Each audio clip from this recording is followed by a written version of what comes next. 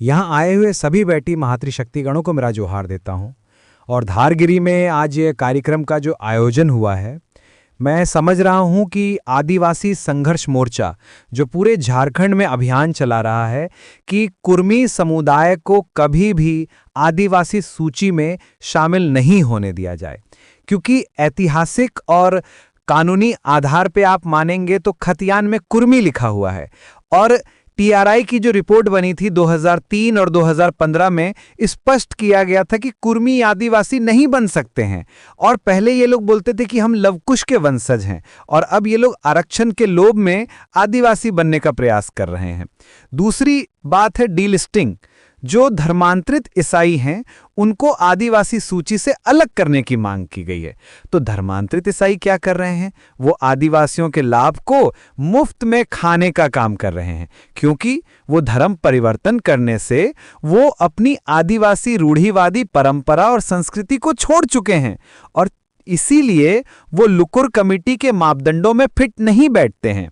और कानूनी तौर पे देखा जाए तो डॉक्टर भीमराव अंबेडकर ने बड़े ही सूझबूझ के साथ अनुच्छेद 341 में शेड्यूल्ड कास्ट यानी अनुसूचित जाति के लिए बनाया था कि अगर कोई व्यक्ति ईसाई बन जाता है या मुसलमान बन जाता है तो उसका आरक्षण स्वतः समाप्त हो जाता है। तो आदिवासियों के साथ भेदभाव क्यों किया जा रहा है? झारखंड की आज़ादी हमारे पूर्वजों ने लड़के ली थी, और ये अनुच्छेद 244 के तहत 5th शेड्यूल का क्षेत्र है। और हमारे पूर्वज भगवान बिरसा मुंडा और पंडित कार्तिक उरांव पहले ही इसके खिलाफ आवाज उठा चुके थे, और उन्होंने धर्मांतरण रोकने की बात कही थी कि ये नहीं होने देना है। लेकिन सत्ता कांग्रेस ने बचाने के लिए महागठबंधन की सरकार ने क्या किया कि आदिवासी अस्मिता के साथ खिलवाड़ करके 1961 में आदिवासी कॉलम को हटा दिया। ये जो सरकार है ये ईसाई और कसाई की सरकार है। और आप देख लीजिए, अपने गुमला जिले में इतने गांव के नाम बताऊंगा जहां रोड भी नहीं है और बिजली भी नहीं है, और पेसा कानून को लागू करने की बात करते हैं, और इसका विरोध कुर्मी और धर्मांतरित ईसाई कर रहे हैं। और मुझ पर बताते हैं कि मैं आरएसएस का दलाल हूं। मेरा लगभग 10 से ज्यादा केस दर्ज करवा दिया है, लेकिन मैं आदिवासी बेटी हूं, ये केस से डरने वाली नहीं हूं। हाँ, मैंने पढ़ा लिखा है, पीएचडी किया है। तो जोहार। चूंकि पूरा झारखंड में एक बात चल रही है, कुर्मी समुदाय को कभी भी आदिवासी सूची में शामिल ना होने देने का एक अभियान चल रहा है। ये महारैली के माध्यम से, जन आक्रोश के माध्यम से, और साथ ही साथ धर्मांतरित ईसाइयों का अलगाव के लिए डिलिस्टिंग होने का इस राज्य सरकार से और केंद्र की सरकार से ये आदिवासी समुदाय एक मांग कर रही है। झारखंड की आजादी के बाद जब झारखंड हमारे पूर्वजों ने लड़के लिया कि हमारे आदिवासी मूलवासियों के इस राज्य में अनुच्छेद 244 के तहत आने वाला ये 5th शेड्यूल का क्षेत्र जो आदिवासियों के राज्य के रूप में इस संविधान में भी अंकित है, ये दुर्भाग्य का विषय है कि लगातार आदिवासी अस्मिता के साथ खिलवाड़ किया जाता है। भारत के इतिहास के पन्नों में लिखा हुआ है, जब जब आदिवासी की अस्मिता पर सवाल उठेगा, राजनीति की उपेक्षा की जाएगी या धर्मांतरण की बात की जाएगी, तब याद किया जाता है पंखराज बाबा कार्तिक उरांव जी को। ये निशा भगत का ये मानना नहीं है, या ये निशा भगत की लड़ाई नहीं है। भगवान बिरसा मुंडा जी ने अपना आवाज उठाया था धर्मांतरित ईसाइयों के खिलाफ में। पंखराज बाबा ने कहा था कि धर्मांतरण रुकना चाहिए, लेकिन उस समय केंद्र की सरकार स्वर्गीय इंदिरा गांधी जी की सरकार थी। सदन में एक आवाज गूंजती थी, डर था इंदिरा गांधी जी को। स्वर्गीय इंदिरा गांधी जी जानती थी कि पूरे भारत में एक आवाज जो गूंज रहा है आदिवासियों के मसीहा के रूप में, बाबा पंखराज जी की आवाज थी। उन्होंने 348 सांसदों को अपने था, डर था उनको। किनको? केंद्र सरकार को डर था। इनको डर था कांग्रेसियों को कि अगर धर्मांतरित लोग अगर आग बबूला हो गए, ईसाई लोग अगर आग बबूला हो गए तो हमारी सरकार गिर सकती है। अपनी सरकार बचाने के लिए सत्ता के लोभियों ने आदिवासी अस्मिता के साथ लगातार खिलवाड़ करने का काम किया है। मैं कहना चाहती हूँ इन कुर्मियों को भी इस झारखंड की गुमला की धरती से, जहां बाबा पंखराज जी का जन्मस्थली है, और सौभाग्य मेरा कि मैं भी गुमला जिला में ही पैदा हुई हूं। और पूरे झारखंड राज्य में चाहे कुर्मी समुदाय हो, चाहे धर्मांतरित ईसाई जो हमारे आदिवासियों का लाभ को मुफ्त में खाने का काम कर रहे हैं, तो उनको भी इस मंच के माध्यम से मैं चेतावनी देना चाहती हूं। कुर्मी समुदाय एक तरफ कहता है कि मैं लव कुश का वंशज हूं। उप मुख्यमंत्री सुदेश महतो जी ने कहा है कि हम लव कुश के वंशज हैं। कुर्मी समुदाय के दिग्गज नेता राम टहल चौधरी जी ने कहा था, ये आजकल का लड़का लोग आया हुआ है, वो कहता है कि हम लोग कुर्मी हैं, हम आदिवासी हैं, लेकिन खतियान उठा के देख लो कुर्मियों का, कुर्मी लिखा हुआ है। इनको TRI का रिपोर्ट ने इनको मुंह पे मारा कि आप आदिवासी नहीं बन सकते हैं। 2004 में, 2015 में इनको कहा कि आप आदिवासी नहीं बन सकते हैं। दुर्भाग्य का विषय है कि अभी हमारे सामाजिक अगुवा ने कहा था कि जब आदिवासी पैदा होता था और उनको कह दिया जाता था कि आदिवासी क्रिमिनल है। 1870 ईस्वी की बात है। 1870 ईस्वी में ना आदिवासियों के पास आरक्षण था, ना कोई ऐसा लाभ था जो आदिवासी समुदाय को इस सरकार के माध्यम से मिल सकती थी। आजादी से पहले भी और आजादी के बाद भी आदिवासी अस्मिता पे खतरा मंडराता रहा है। आदिवासियों ने पहले मुगलों से लड़ा, उसके बाद अंग्रेजों से लड़ा। आज ये दौर देखने को मिल रहा है कि जो आदिवासी बनना चाह रहे हैं उनसे हमें लड़ने को मौका मिल रहा है। ये दुर्भाग्य का विषय है हमारे लिए कि लगातार हमारे आरक्षणों का शोषण होता रहा है। अगर कुर्मी समुदाय के लोग अगर आदिवासी थे तो फिर ये गोली खाने के लिए क्यों फ्रंट लाइन पे नहीं आए? 1926 में इन लोगों ने, 1929 में, 1931 में इन लोगों ने अपने आप को क्षत्रिय कुर्मी महासभा करके अपने आप को क्षत्रिय का वंशज कहलाने के लिए उचित समझा। आज आरक्षण के लिए ये लोग लड़ाई मोड़ रहा है। आरक्षण के लोभी ये लोगों को हम चेताना चाहते हैं। मैंने कहा था आदिवासी पैदा होते हैं आदिवासी माँ के कोख से, आदिवासी बना नहीं जाता है। और मैं उनको पुनः कहना चाहती हूँ कि आदिवासी बनने का सपना छोड़ दीजिए। देख लीजिए कुर्मी आंदोलन में अभी हजारीबाग में जयराम बाबू गोल थे। इन्हीं लोगों ने, सुदेश महतो जी ने, और कम समय में अपनी राजनीति को चमकाने वाला कहता था कि बिहारी लोग को भगा, बिहारी भाषा नहीं चलता हूं। आज बिहार में जाकर के वो चुनाव प्रचार कर रहा है अपने से माला पहन के। ये दुख का विषय है कि लोगों को यहाँ पर भड़काने का काम किया। अमित महतो जो आज जेल में है, आपकी बेटी को जो गाली देता था, उसने बेल के लिए अप्लाई किया। लेकिन इन लोगों को शायद ये नहीं पता है कि देश का न्याय का मंदिर सुप्रीम कोर्ट ने भी 2010 में कहा है कि इस देश का मूल मालिक है तो ये आदिवासी है। इस देश का मालिक आदिवासी है। ये सुप्रीम कोर्ट जब कह रहा है तो यहाँ के नेताओं को मानने में क्या ही शर्म आ रहा है। दुर्भाग्य का विषय है कि संविधान को हमने बराबर माना है, संविधान को हमने पूजा है, माना है, लेकिन संविधान के भी रक्षक आज हमारे आदिवासी समुदाय के लिए भक्षक बने हुए हैं। आज ये गुमला की बेटी कह रही है तो इनको दर्द हो रहा है। आज बोल रहे हैं ईसाई समुदाय के लोग कि हम लोग भी तो आदिवासी माँ के पेट से जन्म लिए हैं। कह रहा है ना, कहता है कि नहीं कहता है? लेकिन मैं आप लोगों को कहना चाहती हूं, आप लोगों को बरगलाया जा रहा है। जब लुकुर कमेटी में आदिवासी में शामिल होने के लिए जो मापदंड है, उसमें यह भी है कि अगर आदिवासी को बनाया जा सकता है तो आदिवासी सूची से हटाया भी जा सकता है। इस बात को समझना होगा आप लोगों को, क्योंकि आज तक हमें छला गया है, आज तक धोखा देते आए हैं लोग। मैं कह रही हूं कि इस झारखंड राज्य में अगर 81 विधानसभा सीट है, उस 81 विधानसभा सीट में 28 सीट हम आदिवासियों का 28 सीट है। हम आदिवासियों के 28 सीट में 10 धर्मांतरित ईसाइयों का कब्जा है।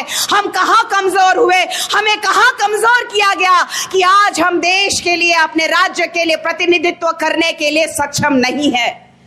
कहां कमियां हो गई हैं? बाबा पंखराज ने बार बार कहा कि धर्मांतरण पे रोक लगना चाहिए। कांग्रेस ने 1961 में हमारा आदिवासी कॉलम को हटा दिया गया, और कांग्रेस कहती है, आज महागठबंधन की सरकार कहती है कि हम आदिवासी हितैषी है। ये सिर्फ और सिर्फ ईसाई और कसाई की सरकार है। मैं कहती हूँ, ओपन चैलेंज करके कहती हूँ कि अगर आदिवासी रूढ़िवादी परंपरा को मानने वाले लोगों का अगर ये राज्य सरकार होता तो शायद हमारी बच्चियों का आज रेप करके लोग हत्या नहीं कर रहे होते। जबकि इस कानून में भी स्पेशल हमारे लिए अधिनियम बनाए गए हैं, हमारे लिए विशेष कानून बनाया गया है, लेकिन यहाँ कानून के रखवाले ही हमारा शोषण कर रहे हैं। ये दुर्भाग्य का विषय है कि आज भी ये गुमला जिला में कई गांवों में सड़कें नहीं बनी है, बिजली नहीं पहुंचा है। आज के झारखंड राज्य के आदिवासी बेटा, उनके पिता के देहांत के बाद उनके पिता भी इस झारखंड राज्य के माननीय पूर्व मुख्यमंत्री रहे, उनकी पत्नी विधायक है, उनका भाई विधायक है, और उनके भाई की पत्नी भी विधायक रही। ये दुर्भाग्य है कि उनके पिता के जाने के बाद जब 10 कर्म करना था माननीय मुख्यमंत्री जी को, तो 10 दिन में अपने गांव का कायाकल्प करते हैं, 10 दिन में वो बिजली लेके आते हैं, सड़क लेके आते हैं। तो 25 सालों में हमारे लोगों को क्यों छोड़ा गया? हमारे लोगों को क्यों तकलीफ में रखी? हमारे लोगों के अस्मिता के साथ खिलवाड़ क्यों किया? ये सवाल पूछता है हमारा आदिवासी समाज। मैं बोल रही तो इनको दर्द हो रहा है। मैं कहना चाहती हूं आप लोगों को कि जो लोग अपने आप को बहुत चिल्ला के कह रहे हैं कि जाति के आधार पे हम आदिवासी है, जाति के आधार पे आदिवासी है, ये कांग्रेसियों का शुरू से ढर्रा रहा है। 1961 में हमारा कॉलम हटा दिया ये लोग आदिवासी का। जैसे ये लोग धर्मांतरण कर लिए हमारे आदिवासी रूढ़िवादी परंपरा को, जो वर्षों से हमारे पुरखों के द्वारा चलता आ रहा है। आज हमारे बच्चे जो यहाँ सब फ्रंट लाइन में बैठे हुए हैं, देख लीजिए, पढ़ लिख करके आज कई लोग जो है ईटा भट्टा चल जा रहे हैं, कई लोग दाई धंगरीन का काम करने के लिए चल जा रहे हैं। लेकिन ये सरकार जो है ठान ली है कि हमारे आदिवासी अस्मिता रूढ़िवादी परंपरा को मानने वाले लोगों को खत्म कर दिया जाएगा, क्योंकि आरक्षण ये लोग अच्छे से खा सके। मैं कहना चाहती हूं कि अगर ये पढ़े लिखे हैं, अगर धर्मांतरित ईसाइयों के द्वारा, धर्मांतरितों के द्वारा अगर हमारा आरक्षण ना लिया जाए, तो शायद ये हमारे फ्रंट लाइन पे बैठे हुए बच्चे कोई ना कोई नौकरी कर रहे होते। आज हमें अंतिम पायदान में रखा गया है। जो वाकई इस देश के मालिक है, उनको अंतिम पायदान में रखा गया है। आज अगर लुकुर कमेटी की बात कीजिएगा, मापदंड की बात कीजिएगा, तो अग्रिम पंक्ति में आता है उनका आदिम जनजाति का गुण होना चाहिए।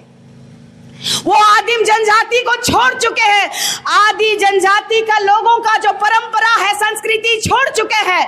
आप लुकुर कमेटी में भी फिट नहीं खाते हैं। आप यरूशलेम, आप जीजस, विदेशी का धर्म अपनाने वाले विदेशी का चमचा लोग को मैंने कहा है कि हमार गांव में का कहे ना, जे दो रास्ता में चले न मन के, जे गलत दूगो रास्ता में चले ना के का कहना गाँव ने, दोगला कहन कि नहीं कहन, कहना कि नहीं कहना।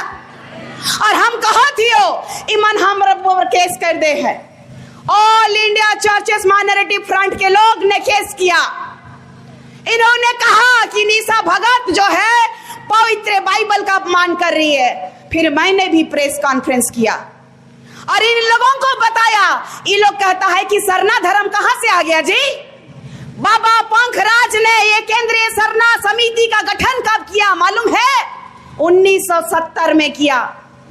1970 में किया। ये जानते हैं ईसाई, जानते हैं कि ये सरना धर्म को मानने वाले आदिवासी लोग हैं। ये लगातार हमारे सभ्यता, हमारी परंपरा पे प्रहार किए हैं। मैंने भी उन पे काउंटर केस किया कि हमारे सरना स्थल का वेदी कोई लोग लिखा है कि तोड़ दो, नष्ट कर दो, ताकि ये लोग पूजा पाठ नहीं कर सकता है।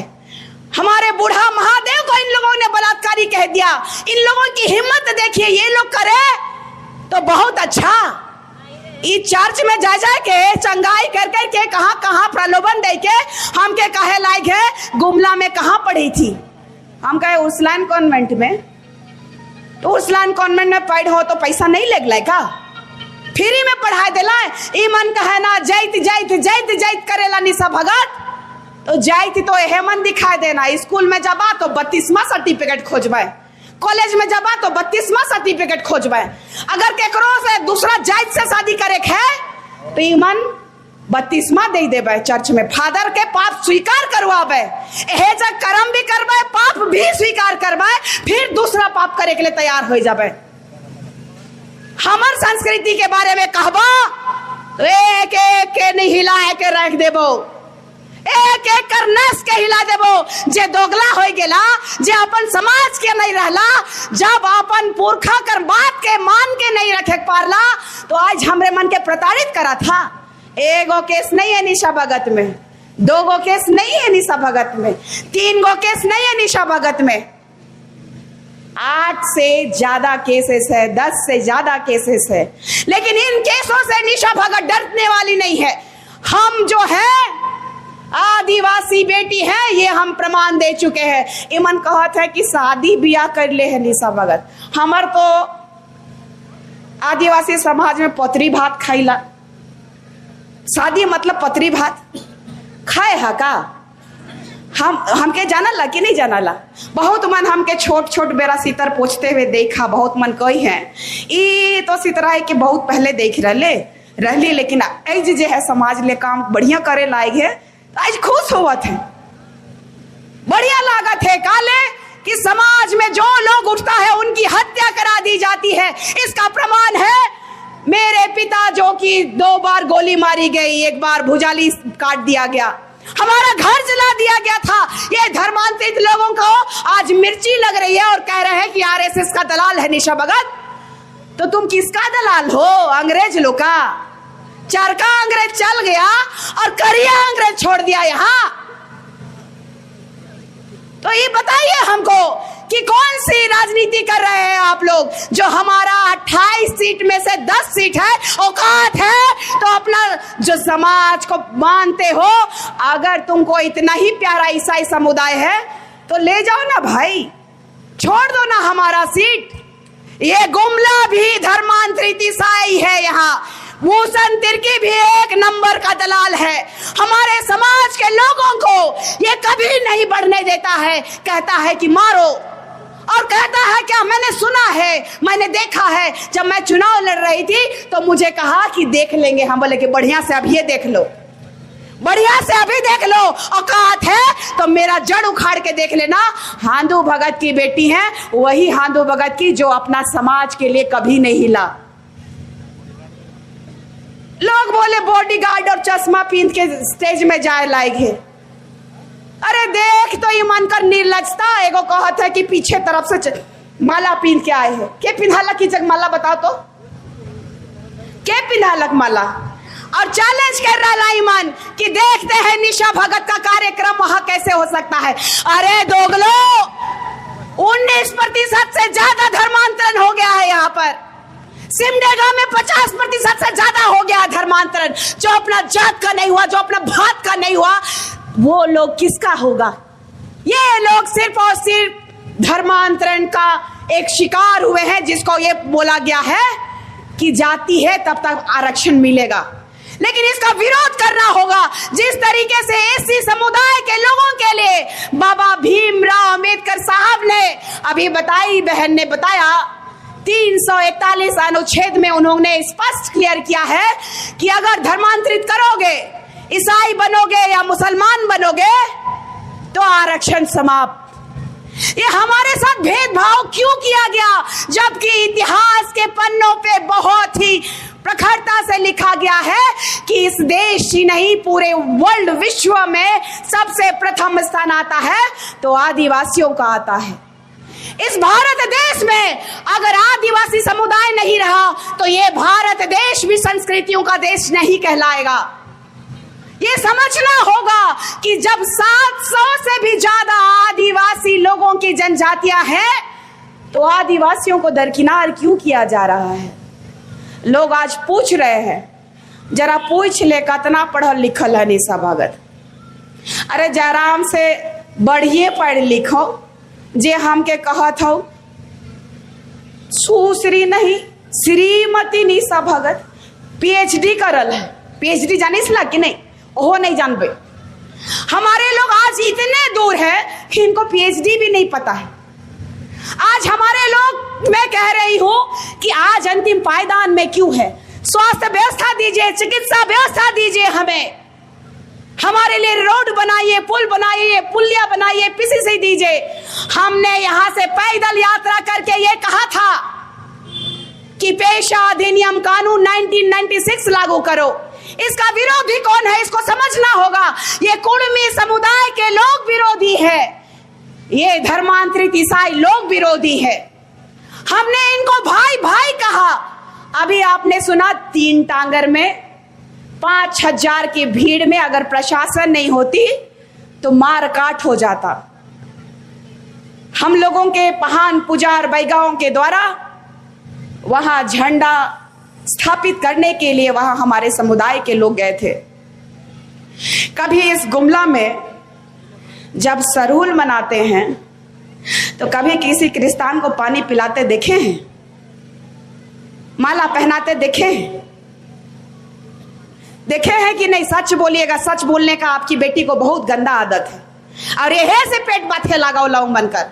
कभी देखा कि मन सरहुल में पानी पियाए ले आए ना, लेकिन दूसरा जाइत मन पानी पियाए देना, चना दे देना, माला पिंधाए देना, मान करे ना, भगवान माने ना, उमन जाने ना कि इस देश का मालिक ये लोग है, यहाँ का मालिक भी ये लोग है, उमन जाने ना, उमन भेदभाव नहीं करे ना। लेकिन हमरे आदमी मन दू मुहा साफ हो के कभी कभी हम के काटे ना, कभी दूसरा मन के काट चले ना। तो ऐसे दो मुहा साफ से सावधान रह कर दरकार है। औकात है तो ये जो कहते हैं ना ये धर्मांतरित ईसाइयों की शिक्षा हमारी देन है, शिक्षा हमारी देन है, औकात है तो हमारा